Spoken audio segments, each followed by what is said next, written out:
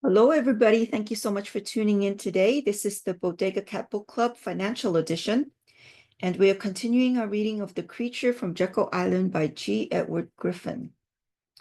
And today we're going to read chapter 3, and this is part 2.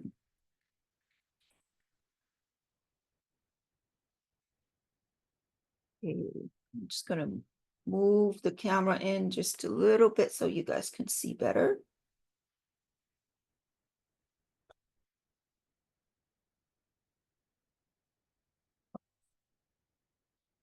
The final bailout package. At the May 15 meeting, Treasury Secretary Reagan spoke eloquently about the value of a free market and the necessity of having the banks mount their own rescue plan, at least for a part of the money.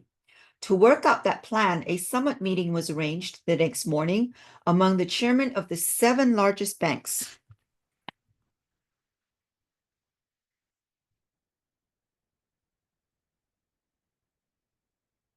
Morgan Guaranty, Chase Manhattan, Citibank, Bank of America, Chemical Bank, Bankers Trust, and Manufacturers Handover.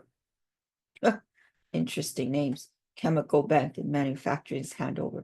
The meeting was perfunctory at best. The bankers knew full well that the Reagan administration would not risk the political embarrassment of a major bank failure. That would make the president and the Congress look bad at re-election time. But still, some kind of tokenism was called for to preserve the administration's conservative image. So, with urging from the Fed and the Treasury, the consortium agreed to put up the sum of $500 million, an average of only $71 million for each, far short of the actual need. Chernow describes the plan as make-believe and says they pretended to mount a rescue. Sprague supplies the following details. Sprague supplies the details. The bankers said they wanted to be in on any deal, but they did not want to lose any money. They kept asking for guarantees. They wanted it to look as though they were putting money in, but at the same time, wanted to be absolutely sure they were not risking anything. By 7:30 a.m., we had made little progress. We were certain the situation would be totally out of control in a few hours. Continental would soon be exposing itself to a new business day, and the stock market would open at 10 o'clock. Isaac, another FDIC director, and I held a hallway conversation. We agreed to go ahead without the banks. We told Conover, the third FDIC director, the plan, and he concurred. Later, we got word from Bernie McKeon, our regional director in New York, that the bankers had agreed to be at risk. Actually, the risk was remote since our announcement had promised 100% insurance. And that quote was from Chernow, page 659. The final bailout package was a whopper. Basically, the government took over continental Illinois and assumed all of its losses. The FDIC took $4.5 billion in bad loans and paid Continental $3.5 billion for them. The difference was made up by the infusion of $1 billion in fresh capital in the form of stock purchase. The bank, therefore, now had the government as a stockholder, controlling 80% of its shares, and its bad loans had been dumped onto the taxpayer. In effect, even though Continental retained the appearance of a private institution, it had been nationalized. Oh, I'm sorry. The Sprague paragraph was from Sprague. Sorry about that. It was a second footnote. It was page 159 to 60. Okay. A little correction there. All right. By 1984, the Federal Reserve and the Treasury had given Continental the staggering sum of $8 billion. By early 1986, the figure had climbed to $9.24 billion and was still rising. While explaining this fleecing of the taxpayer to the Senate Banking Committee, Fed Chairman Paul Volcker said, "The operation is the most basic function of the Federal Reserve. It was why it was founded." And that quote was quoted by Greidner, page 628. With those words, he has confirmed one of the more controversial assertions of this book. Small banks be damned. It has been mentioned previously that large banks receive a free ride on their FDIC coverage at the expense of small banks. There is no better example of this than the bailout of Continental Illinois. In 1983, the bank paid $6.5 million into the fund to ensure deposits of $3 billion. The actual liability, however, including its institutional and overseas deposits, was 10 times that figure, and the FDIC guaranteed payment on the whole amount. As Sprague admitted, small banks pay proportionately far more for their insurance and have far less chance of a continental style bailout. And that quote was from Sprague, page 250. How true. Within the same week that the FDIC and the Fed were providing billions for continental Illinois, it closed down the tiny Bledsoe County Bank of Pikeville, Tennessee, and the Planters Trust and Savings Bank of Opelousas, Louisiana. During the first half of that year, 43 smaller banks failed without FDIC bailout. In most cases, a merger was arranged with a larger bank. The impact of this inequality is enormous. It sends a message to bankers and depositors alike that small banks, if they get into trouble, will be allowed to fold, whereas large banks are safe, regardless of how poorly or fraudulently they are managed. As a New York investment analyst stated to news reporters, Continental Illinois, even though it had just failed, was obviously the safest bank in the country to have your money in. And that quote was from New Continental Illinois Facing Uncertain Future by Keith E. Leahy, Associated Press, Thousand Oaks, California, News Chronicle, May 13, 1985, page 18. Nothing could be better calculated to drive the small independent banks out of business or to force them to sell out to the giants. Since 1984, while hundreds of small banks have been forced out of business, the average size of the banks that remain has more than doubled. It will be recalled that this advantage of the big banks over their smaller competitors was one of the objectives of the Jekyll Island plan. And as a side note, recently Janet Yellen talked about that too. Not really letting the small banks fold and bailing out the large banks. Interesting. History repeats itself, doesn't it? It's the same tune, same music over and over. The subprime meltdown. In 2008, the engine of destruction was running at full throttle. Decades of low interest rates had lured homeowners, speculators, and lending institutions into the real estate market where fortunes could be made by what appeared to be perpetually rising values. Those are fake values, isn't it? Knowing that they would be bailed out by the Fed if they got into trouble, large banks threw caution to the wind and offered loans to just about anyone who would sign the documents, regardless of ability to make payments. Yeah, I was one of those victims at that time. Many of them crafted fraudulent documents overstating the value of underlying properties and the incomes of borrowers, and then made loans that were greater than the value of the property. The game was simple. Make as many subprime loans as possible. Package them into large blocks of similar loans. Give the packages impressive names such as Prime Diversified Fund, and then sell them to unsuspecting investors. Two of the largest conduits of the scam are Fannie Mae and Freddie Mac, loan repackagers sponsored by the government. The scheme worked for a little while because the Fed's artificially low interest rates created a real estate boom with rising home prices. Those who had been enticed into loans they could not afford were able to sell the properties at a profit and come out ahead even if they could not afford payments. Foreclosures were rare and the investment packages appeared to be solid. However, as with all booms caused by manipulation of market forces, the real estate boom came to an end.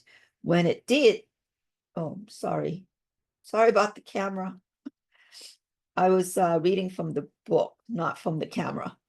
Okay, when it did, it was compounded by rampant inflation, high taxes, crippling regulation, and loss of jobs to other countries, all of which combined to create an economic recession. As foreclosure rates began to climb, Fannie Mae, Freddie Mac, large banks, and loan brokers were in trouble.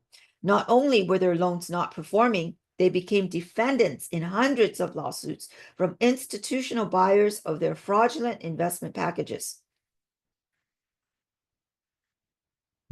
At that time, it was time, once again, for the Federal Reserve to bail them out, which it did with over $1 trillion of newly created money.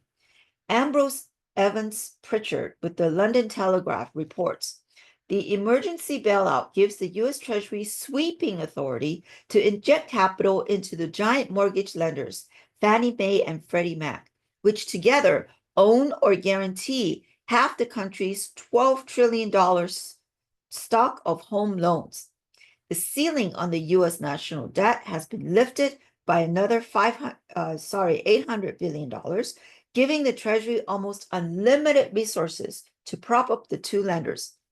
In parallel, the Federal Housing Authority, FHA, is to guarantee up to $300 billion of fresh mortgages for struggling homeowners strapped with soaring loan costs, often the result of honey trap contracts. The scheme aims to avoid an avalanche of fresh defaults as the housing market continues to deteriorate. Over 740,000 homes fell into foreclosure in the second quarter. The share prices of Fannie and Freddie, the world's two biggest financial institutions, have dropped by almost 85 PC. What's PC? I don't know what PC means. Sorry, guys. And that quote was from Fannie Mae and Freddie Mac, Congress backs rescue package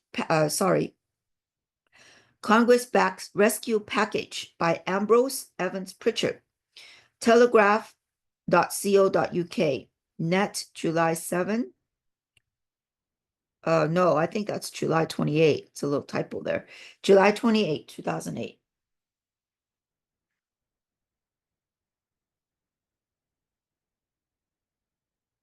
Let's see, where am I here? Okay. Collapse of the House of Cards. Everything up to this point was but a sleepy beginning of what rapidly became a mad rush of new financial disasters and mega bailouts. It was at this point that the House of Cards began to collapse. In September of 2008, the federal government took over Fannie Mae and Freddie Mac and pumped over $100 billion into them. In that same month, the government loaned $85 billion to AIG Insurance Company to keep it in business. The money for both infusions was created by the Federal Reserve. No one seriously expected repayment. The cost was passed to consumers in the form of future inflation. Incidentally, Fannie Mae and Freddie Mac previously had given $4.8 million in campaign donations to congressmen. And that quote was from Fannie Mae and Freddie Mac Invest in Lawmakers by Lindsay Rennick Mayer, Open Secrets, net September 11, 2008. Shortly after the bailout, AIG executives came together for 9 days to celebrate their good fortune and plan future strategies. They did this at the St. Regis in Monarch Beach, California, a $500 per night resort. And that was from executives at Bailout AIG stayed at $500 a night California resort by Andrew Clark, Guardian Internet, October 7, 2008. One of their high priority strategies was how to pay bonuses to themselves without calling them that. because taxpayers were upset over seeing their hard-earned money going to executives as rewards for running their business into the ground. AIG decided to describe these bonuses as retention payouts. Later, when the public demanded a legislative limit to retention payouts, the executives dropped the word games. Oh, sorry. The executive dropped the word games and simply increased their salaries and perks. So they're not even hiding it anymore. They're like, forget it. We're just going to increase our salary and our bonuses and call it that. And that quote was from AIG says more managers get retention payouts, topping $4 million by Hugh Sun. Bloomberg Net, December 9, 2008.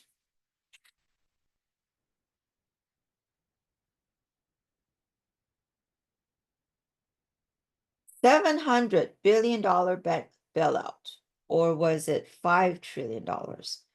In October of 2008, Congress passed a $700 billion bailout bill to save the largest banks in the nation, all of which were tottering on the edge of bankruptcy. Congressmen who voted for this had received 54% more in donations from banks than those who voted against it. And that quote was from House members who voted yes on bailout. Think Progress, Net, September 30th, 2008. Sorry for the toggling back and forth here. But I do want it to read the footnote for you guys as well. The White House urged news services to stop using the word bailout and say rescue instead. They complied. And that was from the White House says rescue, not bailout. And Fox does as it's told. News Hounds, Net, September 30th, 2008. While the world was stunned by the sheer size of a $700 billion bailout, the reality was even worse. Credit sites, an independent research firm in New York and London, looked at the total commitment, including deals made by the Federal Reserve and the FDIC that were not widely publicized, and concluded that the real figure was $5 trillion. And that figure was from Washington's $5 trillion tab by Elizabeth Moyer, Forbes, Net, November 12, 2008.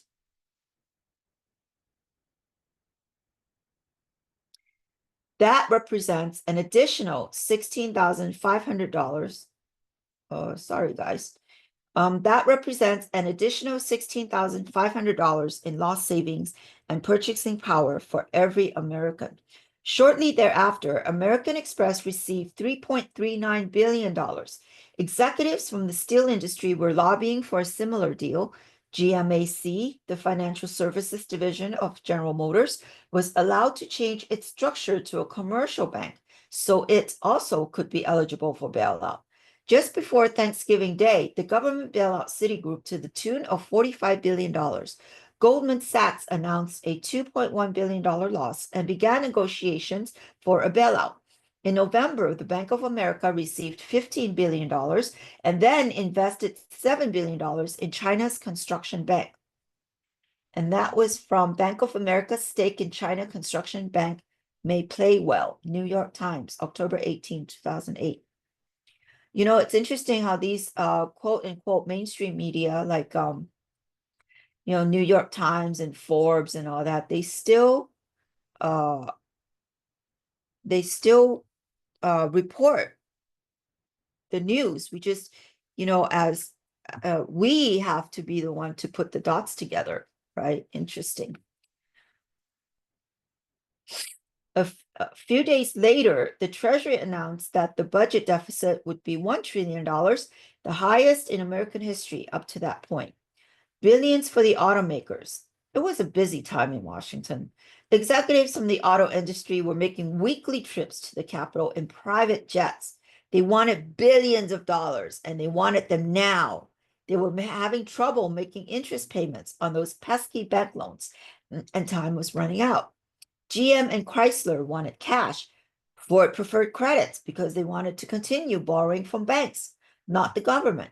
But the banks saw them as a bad risk and refused any new loans. The solution was simple. Ford asked the government to be a cosigner and guarantee repayment. What bank wouldn't loan money on that kind of a deal? Taxpayers would be on the hook either way. Altogether, the auto companies were given $17.4 billion. 2 months later, Ford, which already had plants in Mexico, Germany, and Spain, began producing cars in China. And that quote was from Ford Starts Making Fiesta in China. Raw story. Net, January 15, 2009. GM followed suit and announced that it also would build more cars overseas. And that quote was from Under Restructuring, GM to Build More Cars Overseas by Peter Waneski, Washington Post, Net, May 8, 2009.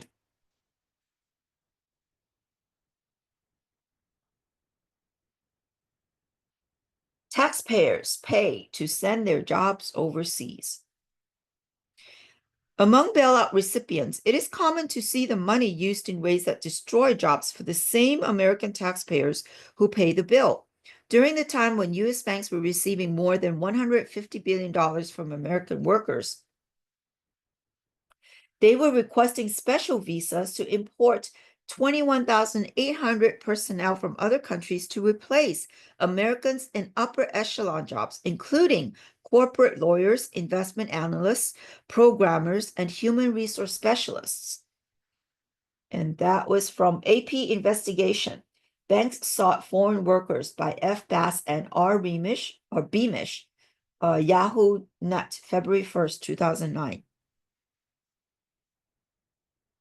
This disdain for the American workforce is partly because of corporate pursuit of maximum profit above all else, and partly because decision makers consider themselves to be internationalists with no special interest in America except as a cash cow to be milked as regularly and thoroughly as possible.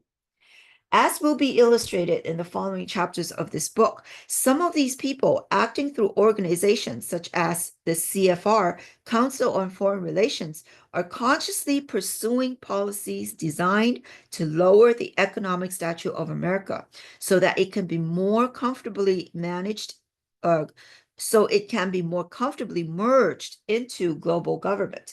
Taking money from American workers to build up the economies of foreign countries has done much to advance that goal. So it was by design, the destruction of America.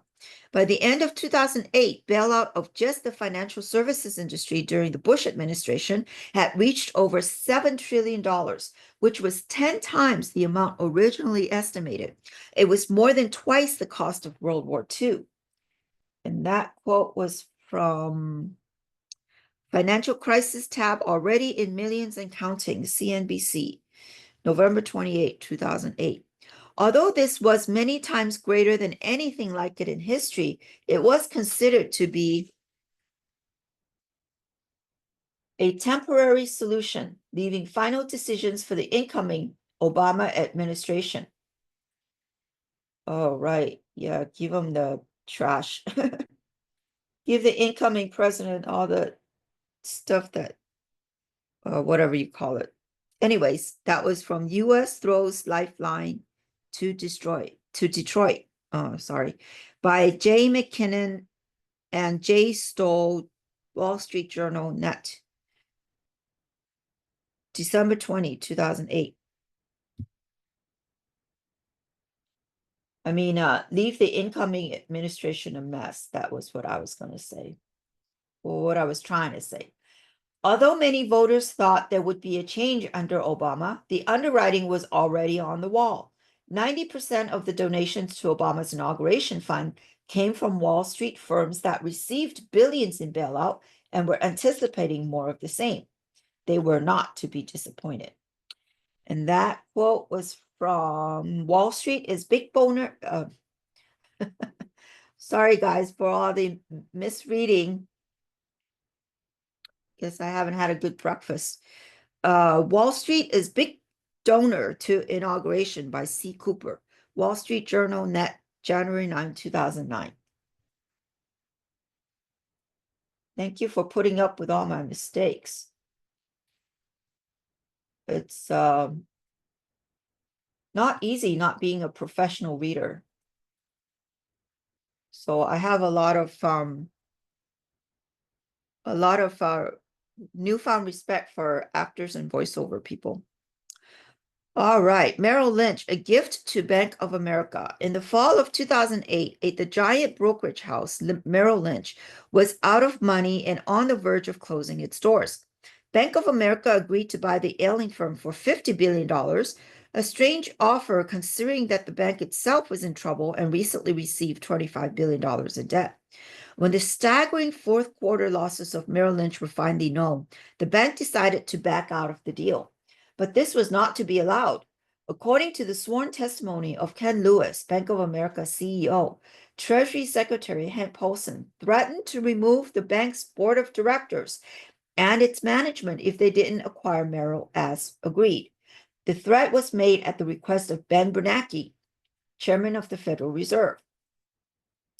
And that was from letter from Andrew Cuomo, Attorney General, State of New York, addressed to Christopher J. Dodd, Chairman, U.S. Senate Committee on Banking, Housing, and Urban Affairs, April 23, 2009, cached at www.realityzone.com/footnotes.html. And you guys can look that up if you want. Interesting. When Lewis asked if the government would cover the bank's inevitable losses, Paulson said yes, but was not willing to put it in writing because a written commitment, he said, would be a disclosable event, and we do not want a disclosable event.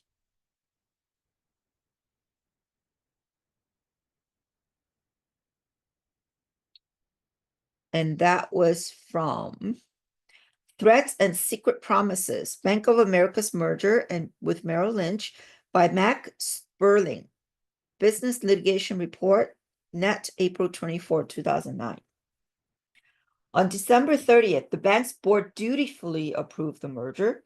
2 weeks later, the Treasury delivered to Bank of America an additional $20 billion plus a $118 billion guarantee to pick up further losses from Merrill's assets. All of that was placed on the backs of the American people.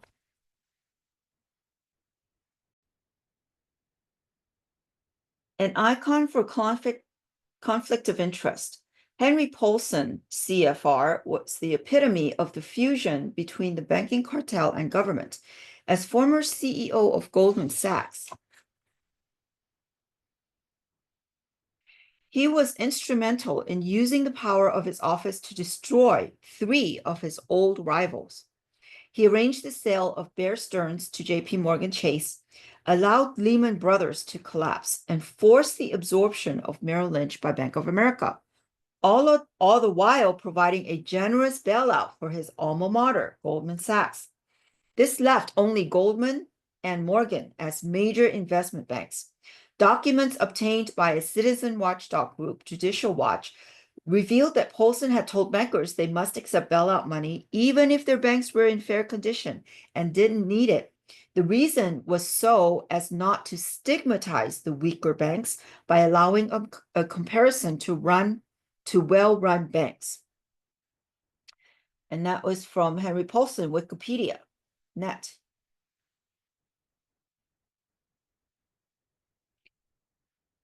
By March of 2009, Fannie Mae asked for an additional $15 billion. The government complied and then approved retention bonuses of $1 million or more to each of Fannie Mae's top executives.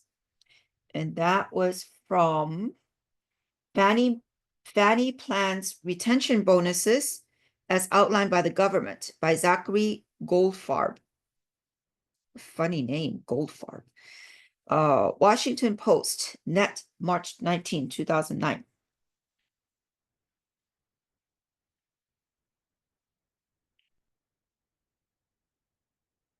In its final days of existence, before being purchased by Bank of America with government funds, Merrill Lynch paid $3.6 billion in bonuses with the knowledge and approval of the Bank of America.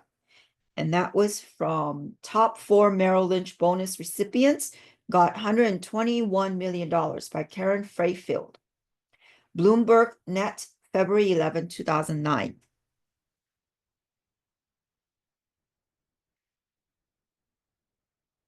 The bank, on the other hand, said it was considering raising the salaries of its own investment executives by as much as 70% to avoid the bad publicity associated with bonuses.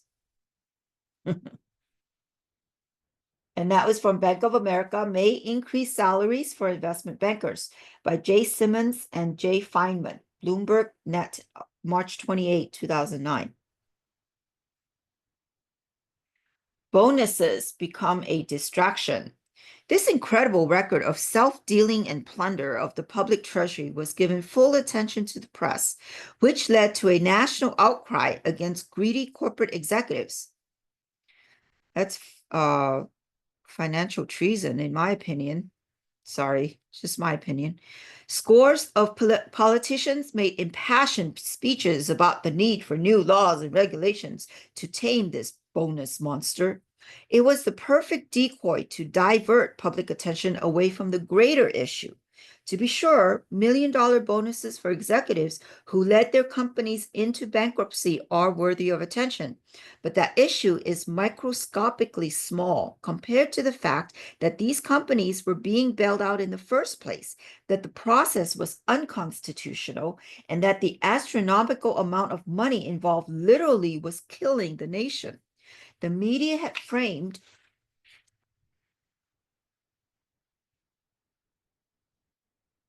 sorry about my hand. The media had framed the debate so that the really important issues were not even part of it. All that was left for the public to think about was how much bailout should be given, who should get it first, and how to limit the bonuses. To let the corrupt bank fail and let the economy recover in the absence of fraud was not allowed in mainstream debate. The repayment scam. In December of 2009, Bank of America announced that it had repaid its $45 billion loan from the Treasury. Government officials boasted that their actions were vindicated and that taxpayers even made a profit.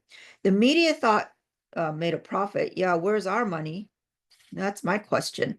The media thought it was wonderful and accepted the announcement at face value. The source of the money was said to be cash reserves and the sale of a new stock offering. But there was something very wrong with that picture. Cash reserves were not a likely source because the bank reported a net outflow of cash and was still losing money. Its loans were continuing to soar, and defaults had more than tripled from the first quarter to the third. Bad loans were up 15%. And this was from Bank of America, TARP, T-A-R-P, repayment premature, analyst says, Huffington Post. Net, December 4th, 2009. The only way the bank could have sizable cash reserves was to receive a confidential infusion from the Treasury, what Mr. Paulson would call a non-disclosable event. In other words, the government may have provided the money to pay itself back, in which case it was an accounting trick, a publicity stunt to fool the public into thinking that bailouts were an act of great statesmanship after all. The sale of bank stock had similar problems. The general public was dumping Bank of America stock at that time, not buying it. So who were the buyers? Could they be the Treasury itself, directly or indirectly? Could they be a few trusted institutional buyers who were given non-disclosable guarantees by the Treasury to cover their losses? We know that by March of 2010, the Treasury was auctioning warrants given to it by various banks as securities against their loans. Could these have been the so-called stocks that were sold? Warrants are not stocks. They are contracts that give buyers the future right to buy stocks at a stated price. Warrants are derivatives, and those who purchase them are speculating, not investing. Could whoever bought them be privately assured by the government and the Federal Reserve that they will be bailed out if their gamble goes sour? In view of the recent record of the Treasury and the Fed in similar matters, these are not unreasonable questions, but no one in mainstream media was asking them. The Federal Reserve of New York reported that the assets acquired when AIG was bailed out was showing a paper profit. That means if they were sold on the open market, they would generate a profit over their purchase price. And that was from Federal Reserve New York reports paper profit. BBC News, net July 30th, 2010. If so, one can only speculate why they did not sell them. The plausible answer is that the Federal Reserve economists are like a man who bought a clunker automobile for $900, then claimed a paper profit because he says he can sell it for $1,000, when in fact he would be lucky to sell it for $100. Until these assets actually are sold, any claims of paper profit should be viewed with great caution. News that the Bank of America has repaid its loan had a tranquilizing effect on the public temper, and so it wasn't long before other recipients announced that they too were repaying their loans, even though they too were continuing to operate at a deficit. Citibank and General Motors said they would repay their loans by issuing new stock. In April of 2010, General Motors announced it actually had paid back its loan. But wait, upon investigation, we discovered that it paid back its first bailout with money from the second bailout. None of it came from car sales or even stock sales. The whole thing was a con game to fool the public. And that was from Grassley slams GM administration over loans repaid with bailout money. Fox News net, April 22nd, 2010. What is that phrase called? Robbing Peter to pay Paul, or robbing Paul to pay Peter, or something like that. That's exactly what they're doing here, except with millions and billions of dollars, right? Not just a couple $100. Nationalization becomes a reality. What the government funds, it controls, and what it controls, it owns. This point was made crystal clear when, on April 1st, 2009, Treasury Secretary Timothy Geithner, CFR, Council of Foreign Relations, announced he was prepared to oust the CEO of any bank that received a bailout if he doesn't run the bank correctly. And that was from Ousting Bailout U.S. Bank CEOs, Geithner, Reuters net, April 1st, 2009. Geithner was not planning to fire anyone. The purpose of his statement was to convince the public that the government was being conscientious and responsible with the handling of so much money. It just sounds kind of funny. Yeah, right. But the significance of his statement is that the Secretary of the Treasury now holds the power to oust bank CEOs without concern for the wishes of the boards of directors. That represents the ultimate privilege of ownership. The new reality is that the financial industry and major chunks of the insurance and automobile industries now have been nationalized, which is a soft word for saying they are owned by the government. In May 2009, the government pumped another $7.5 billion into GMAC, the finance arm of GM, another $3.8 billion in December, and another $3.8 billion in January 2010 for a total of $16.3 billion. This gave the government a controlling ownership of 56%.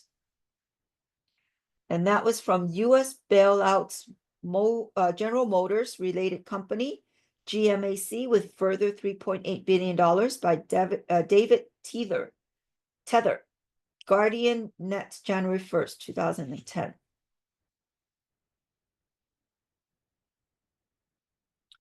By early 2010, the government had given a total of $57.6 billion to General Motors itself.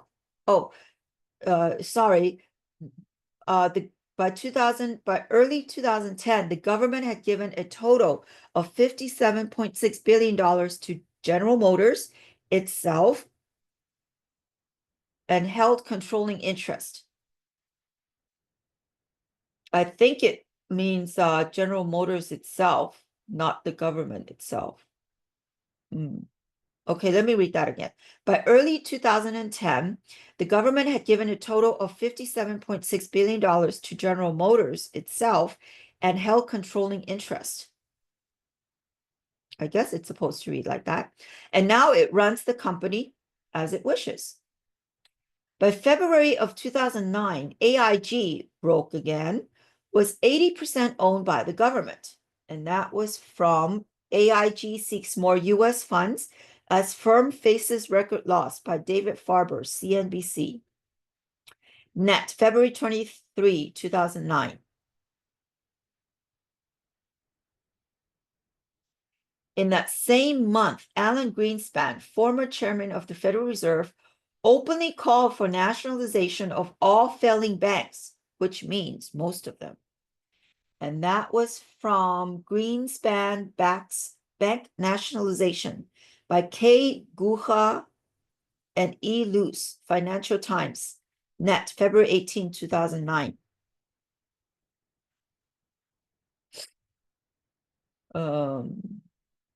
Okay. The new business model for America is clearly recognizable. Its dominant feature is the merger of government, real estate, and commerce into a single structure, tightly controlled at the top. It is the same model used in Soviet Russia, Nazi Germany, fascist Italy, and communist China. Dang, I was just thinking about that. I was thinking, wow, it's a state bank now, like the communist countries. Interesting. The system already is global. One of the most revealing episodes in this drama was played out in a federal hearing room on March 3rd, 2009, when Fed Chairman Bernanke testified before the Senate Budget Committee. When Senator Bernie Sanders asked if he would provide the names of the financial institutions that received bailouts, Bernanke paused for a moment and then said flatly, no. The excuse for this amazing refusal was that to reveal their names might cause the public to lose confidence in those banks and withdraw their deposits, which would cause further problems. There may have been a less praiseworthy motive for the secrecy. Rumors were flying that billions of dollars had been sent overseas to banks of other countries, and such information would not have sat well with American citizens. Yeah, you think? Were the rumors true? Subsequent events indicate that they were. 2 months later, the IMF, the International Monetary Fund, announced it was bailing out banks in Greece to the tune of $145 billion, 20% of which was provided by the US. Indeed, American citizens were giving $8 billion to Greek banks. And that was from Guess Who's Paying for the Greece Bailout? That's right, You, by Henry Bludgett. Business Insider, Net, May 3rd, 2010. The following week, the Federal Reserve announced it would provide funding to bail out European banks without congressional approval. Was that constitutional? The part about bypassing Congress was not news. Well, if the Federal Reserve is a private company, I guess it could do whatever it wants, doesn't have to get congressional approval. Anyway, sorry, just a side note. The part about bypassing Congress was not news because congressional approval was never a serious obstacle. The newsworthy aspect was that the Fed now admitted it was operating as a money machine for the world, not just the United States. The new program is integrated with the central banks of Canada, England, the EU, Switzerland, and Japan. Money for future bailouts of banks in other countries now can be created by the Federal Reserve at the expense of American citizens without their knowledge or consent, and be moved to the central banks of those countries who will determine how to distribute it to their local commercial banks. And that was from Federal Reserve opens credit line to Europe. Fox News, Net, May 10, 2010. This was big news, but mainstream media treated it as just a dry press release and said nothing about the certain pauperization of American taxpayers. So that means the taxpayers is shouldering the burdens of the all the loans that are all these monetary loans that are going out to other countries. They're shouldering the whole world financially. That's how I read it. The primary reason Bernanke said no to Senator Sanders is that a yes answer would have brought all of this to light. The saga continues. The saga continues. On June 12, 1910, President Obama asked Congress for $50 billion to bail out American cities and states. And that was from Obama pleads for $50 billion in state local aid by Lori Montgomery, Washington Post, net, June 13, 2010. By that time, almost every state and thousands of local governments had run out of money and began negotiations with Congress and the White House to pay the shortfall, especially the cost of welfare. The argument was that if welfare checks stop coming in the mail, there will be riots in the streets. No one wants to see that. So federal funds are assured. Along with federal money will come control. Ah, that's the big word, isn't it? Control. And the states may lose their last chance to exert independence and sovereignty over their own affairs. In August 2010, Freddie Mac was back at the payout window asking for another $1.8 billion, bringing the total to over $64 billion. The U.S. national debt had reached a record high of $13 trillion, almost $120,000 per taxpayer. And that does not include off-budget liabilities, which are at least twice that amount. It will become larger. By the time you read these words, there will have been even more bailouts and legalized plunder for the American people. The cost of funding states and local governments, in addition to the federal government, in addition to the banks and insurance companies, in addition to the auto companies, in addition to the banks of Europe, in addition to endless wars and global standing army, will crush what is left of the American middle class. How long it can continue is anyone's guess. But we do know it is coming close to completion. Chapters 25 and 26 are devoted to where it is headed and how it may end. Second reason to abolish the Federal Reserve, a sober evaluation of this record leads to the second reason for abolishing the Federal Reserve. Far from being a protector of the public, it is a cartel operating against the public interest. Summary. The game called bailout is not a whimsical figment of the imagination. It is real. Here are some of the big games of the past and their final scores. In 1970, Penn Central Railroad became bankrupt. The banks that lent money to it had taken over its board of directors and put it further into the hole, all the while extending bigger loans to cover the losses. Directors concealed reality from stockholders and made additional loans so the company could pay dividends to keep up the false front. Directors and their banks unloaded their stocks at unrealistically high prices. When the truth became public, stockholders were left holding the empty bag. The bailout involved government subsidies to other banks to grant additional loans. When Congress was told that the collapse of Penn Central would be devastating to the public interest, it responded by granting $125 million in loan guarantees so banks would not be at risk. The railroad failed anyway, but the banks recovered. Penn Central was nationalized into Amtrak and continues to operate at a loss. In 1970, as Lockheed faced bankruptcy, Congress heard essentially the same story. Thousands would be unemployed, subcontractors would go out of business, and the public would suffer greatly. So Congress guaranteed $250 million in new loans, which put Lockheed 60% deeper into debt than before. Now that government was guaranteeing the loans, it made sure Lockheed became profitable by granting lucrative defense contracts at non-competitive bids. The banks were paid back. In 1975, New York City had reached the end of its credit rope. It had borrowed heavily to maintain an extravagant bureaucracy and a meanie welfare state. When Congress was told that the public would be jeopardized if city services were curtailed and that America would be disgraced in the eyes of the world, it authorized $2.3 billion of additional loans, which more than doubled the size of the current debt. The banks continued to receive their interest. In 1978, Chrysler was on the verge of bankruptcy. Congress was told that the public would suffer if the company folded, and that it would be a blow to the American way if freedom of choice was reduced to if freedom of choice were reduced from 3 to 2 makes of automobiles. It still sounds kind of funny when I read that. You have reduced from 3 choices to 2 choices, while you have 150 choices for ice cream, right? Sorry.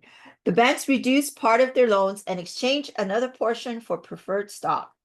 The bank's previously uncollected debt was converted into a taxpayer-backed interest-bearing asset. In 1972, the Commonwealth Bank of Detroit, with $1.5 billion in assets, became insolvent. It had borrowed heavily from Chase Manhattan to invest in high-risk and potentially high-profit ventures.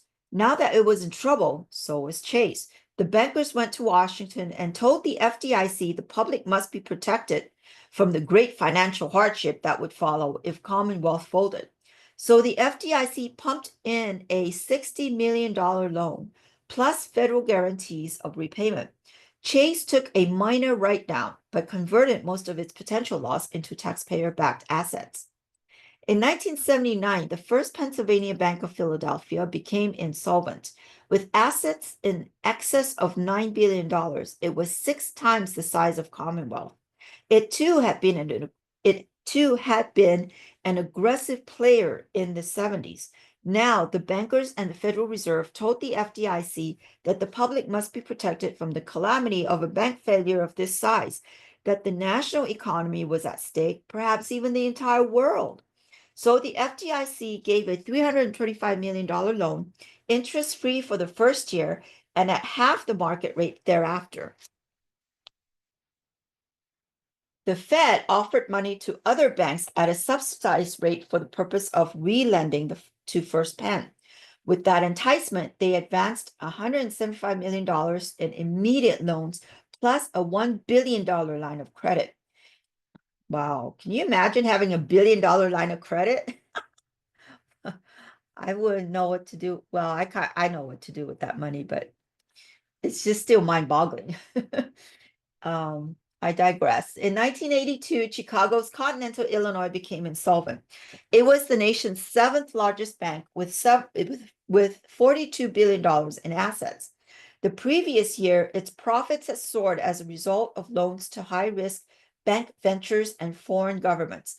Although it had been the darling of market analysts, it quickly unraveled when its cash flow turned negative. Fed Chairman Volcker told the FDIC it would be unthinkable to allow the world economy to be ruined by a bank failure of this magnitude. So the FDIC assumed $4.5 billion in bad loans and took 80% ownership of the bank in the form of stock. In effect, the bank was nationalized, but no one called it that. Bailouts up to this point pale by comparison to the trillions of dollars pumped into banks, insurance companies, automobile manufacturers, and banks of other countries beginning in 2008. It was started with what was called the subprime meltdown, caused by a calculated policy of the nation's largest banks to entice low-income families into accepting mortgages in excess of what they could afford. The assumption was that the value of houses would rise forever, so people could pay off old loans by taking out larger new loans based on the increasing value of real estate. These doomed mortgages were packaged together, given fancy names, and sold to naive investors and investment funds. Mostly foreign investors, I would think, because they're pretty naive, I would assume, about American banking and real estate. When the day of reckoning arrived, millions of mortgage holders lost their mythical equity and their homes, while millions of investors lost their money.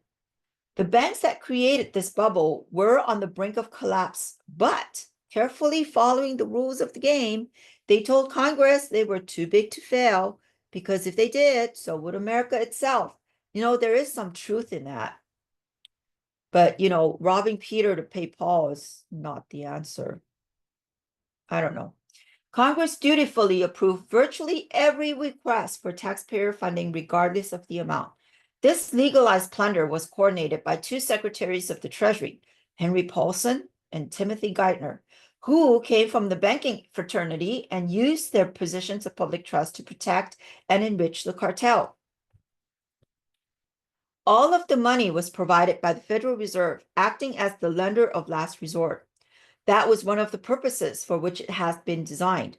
We must not forget that the phrase lender of last resort means that the money is created out of nothing, resulting in the confiscation of wealth through inflation. End of chapter 3.